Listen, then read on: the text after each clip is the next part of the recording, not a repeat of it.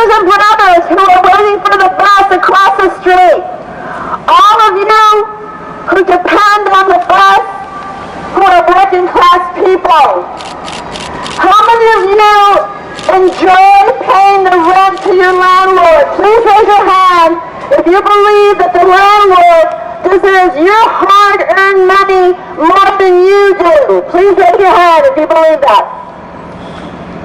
I didn't think so. The landlords, whether they're small or large, are taking away a huge chunk of your income. And if you can't pay on time, you get evicted. And in this year of this horrific pandemic, a pandemic that could have been controlled by the National Health Plan, by executive order that would have ordered the corporations to produce the masks and the medicine and to cancel the rents for everyone so people could stay home and to give an income every month for every adult to take care of their family and not have to go out into the street and endanger themselves. Instead, 200,000 people have died in this country. Whereas when you look at a socialist country like Cuba, 100 people have died because of their care. And in Vietnam, less than 25 people have died. And in many European countries, the number is far less. But because we have a government where profits rule and the people mean nothing, this is what we have, is a crisis of epidemic proportion. This is why I'm running for President of the United States.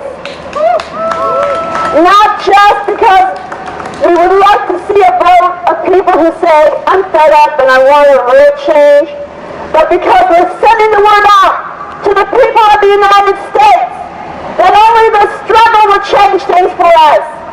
That only fighting racism has made any change in this country. Now you see some cops getting indicted. Of course, the killings continue, and we have to keep fighting. But the struggle is the only thing that won any rights that people have ever had in our country. And it will continue to be that truth. I really was glad to hear Nita talk as a mother, because it's the mothers and the fathers who have to raise their kids in this difficult situation before and during the pandemic. I'm a working class woman, it's true. I believe we all are here, as the vast majority of people in the United States. And I pay rent.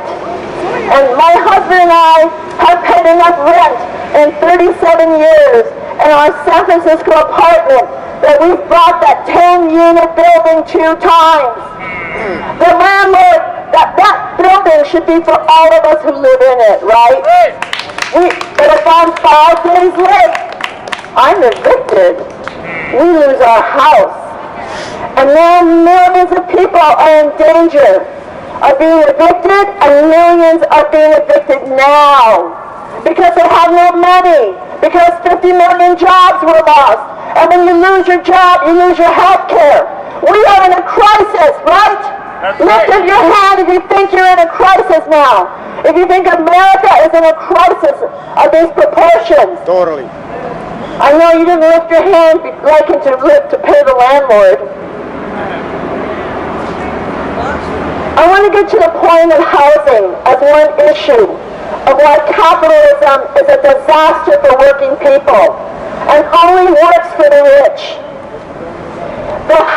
The buildings you look at, whether it's this 1930s building in front of us, or these more modern skyscrapers, or the homes that we live in, or the streets that we walk on, the clothes that we wear, everything in this society, sisters and brothers, is made by tens of thousands, hundreds of thousands of people together.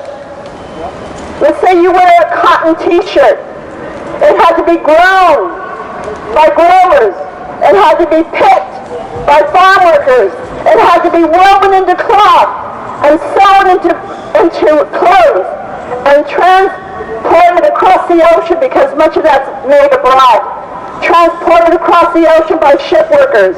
and sold by retail workers.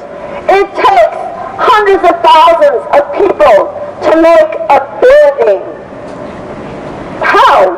Well, the glass, the steel, the concrete, the floors, everything in a home takes thousands and thousands of workers in collective social production.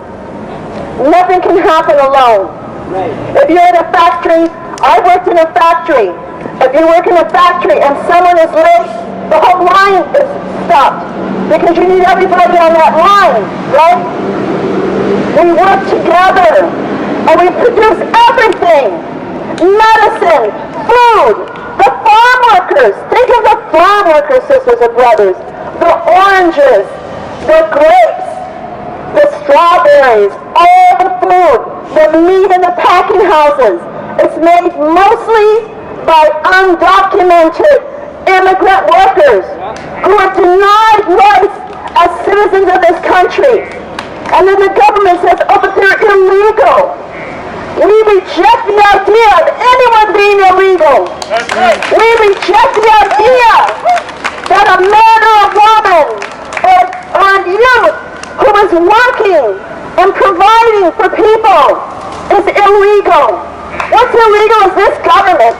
What's illegal is the theft of the working class people with such low wages every day. So that's why, as Indita was talking about children not having computers for school or the internet, but on the other hand, the company that owns those computers, one of them, Apple Computer. How many of you know of Apple Computer that makes the Mac? The Apple company just made $2 trillion. That's $1 million. $2 trillion. How did they make that? Did the owners of Apple work that hard? No. Don't you work that hard? Don't you work harder than the owners of Apple? Yeah. But they make that money by paying low wages. They make that money by keeping the unions out, which defend the workers and fight for better wages. Apple Computer should be taken over and give a computer to every child, every adult, because it's the workers who made it. So when we say not only cancel the rents, but that a house should be a right, a decent home, and the utilities as well, that a home should be a right because the workers made it. And that social production of everybody working together to make the clothes, the buses, the cars, the street, the books, this sound system here, the social work. The big problem is that the rich own it all. And so they make the decisions. If they don't like the profit they're making, they shut the company down. And then you're out of a job. If you can't pay your rent, they kick you out. And then you're out of a home. And so we say, get rid of those bosses and ownership by private people. Get rid of the ownership by a handful of the rich. And let us run things. We could run things so much better. And we could save the planet while doing it. Because while all these car companies are making endless cars that they can't even sell, every year they have to make a new model to compete with each other in order to make a profit. We should be having the decision-making of everything we produce to have better mass transit here in Providence, Rhode Island. We need more buses for people. We need to have more closer bus stops. We need to have free transportation so kids can go to school. We need to have transportation, and we need childcare for mothers and fathers. We need free childcare so that the parents can go to work and not have to pay half or more of their income and pay half or more of their income for the child care, and then half of your income for the rent, and then you're finding yourself in a food line.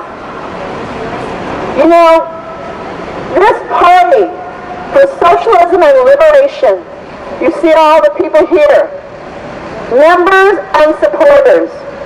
We're working class like you, and we know the only way to the future, sisters and brothers, is to organize like people did in the South, black people, to fight Jim Crow, segregation, to fight racism, to fight lynching back in the 1800s and 1900s, the people who fought against the Vietnam War, that criminal war, the people who fought for union rights to give us a decent wage, the women of the 50s and the 60s and the 70s who fought for our rights, and LGBTQ people who today are still fighting. We're all fighting, because anything we win today, we can lose under capitalism. We are socialists. I want to say a word about Donald Trump. Donald Trump, for a couple of years now, has been promising that he will end socialism in Cuba and Venezuela. And he said there'll never be socialism in the United States. We have a word for him. There's going to be socialism sooner than you think, Trump. Sooner than you think. And you're helping that process because you're such a racist, super rich, privileged, reactionary, and the people hate you, Trump. The people hate you. They may not show us on TV giving our opinion about Trump, but it's not just Trump. It's the system. It's not just Trump. It's not just the Republicans. It's the Democrats as well. The Democrats, which sent 600,000 young men to Vietnam to fight and die and kill because they thought they were fighting for an ideal and they weren't. Those who came back, damaged, destroyed. The youth who went to Iraq and Afghanistan thinking they were fighting for democracy and they weren't.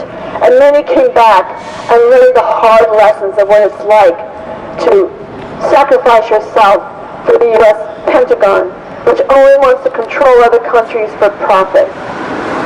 And the Democrats are the ones who deported more people, immigrants, than any other in history. That was President Obama. And the Democrats today, Joe Biden is saying that we don't need a national health care plan in the middle of a pandemic. That is so outrageous. Health care should be free. How many people in this pandemic were told, stay home until you feel you can't breathe? And it was too late. Because there wasn't enough space in the hospitals. Because hospitals have been shut down. Because there's not enough doctors and nurses. Because healthcare is for profit. Because insurance companies, those parasites, don't operate to give you health care. They operate to deny you health care and make sure they make a higher profit. Yeah. So I want to talk again. I want to ask again the people who are waiting for a bus ride. How many of you would love to have yourselves a home without fear of eviction?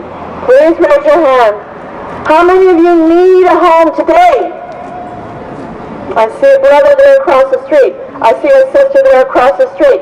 I see a brother here. We're meeting so many people without a home. Right. But there's an answer to that. And the answer is uniting, organizing, working together, seeing each other as brother and sister, not only with ourselves in this country, but with people across the world. We want no war.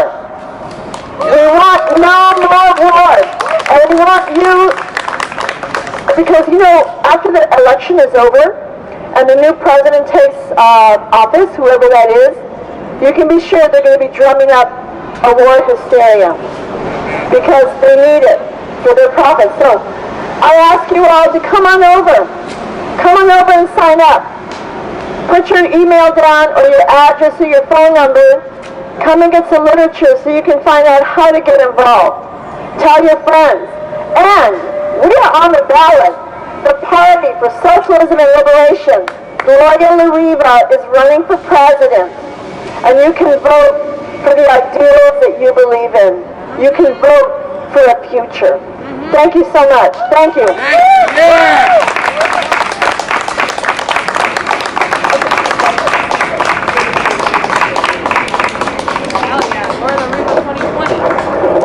Give it one more time for Gloria.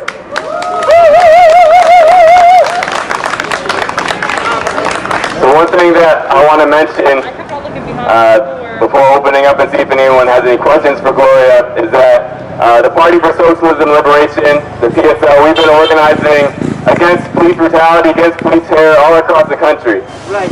We've been leading that movement in many cities. We've been fighting for justice for George Floyd, for Breonna Taylor, for Daniel Prude, whoever it is that black people and other people have been murdered ruthlessly by the police in this country. We've been organizing. And just recently, 2 days ago, our members who have been organizing in Colorado, organizing in Denver and Aurora, fighting for justice for Elijah McClain.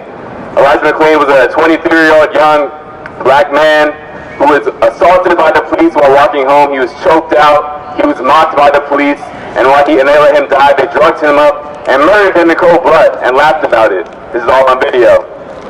And our members have been leading marches and leading the movement there in Denver, in Aurora, for justice for Elijah McClain, saying that those cops who still have a job, they don't just need to be fired. They need to be fired, charged, prosecuted, and convicted and sent to jail. That's right. And because our members have been confronting the police, stopping this cover-up from happening in Aurora, 4 of them have been arrested and charged with felonies, charged with misdemeanors, but charged with very serious felonies in Aurora, Colorado, and Denver. And so we need to be building a movement to free our political prisoners, free the PSL members, but also free other activists who have been jailed all across the country for fighting for justice. Yeah. Because if it happens in Denver, if it happens in Aurora, it can happen here in Providence. And think about this, wow, these people, these police officers who have killed a young man and laughed about it, they're still working. They're still walking free. And the people who have stood up for justice, who are fighting back and saying, no, it's not right for the people who are in power to kill anybody who they want to with no consequences. They're the ones who have gone to jail. So if you stand up for the right thing in this country, you can get thrown in a jail cell. And so we need to build a mass movement, a national movement across the country to say, release our comrades who have been fighting for justice, drop the charges, and jail the killer cops who killed Elijah McClain.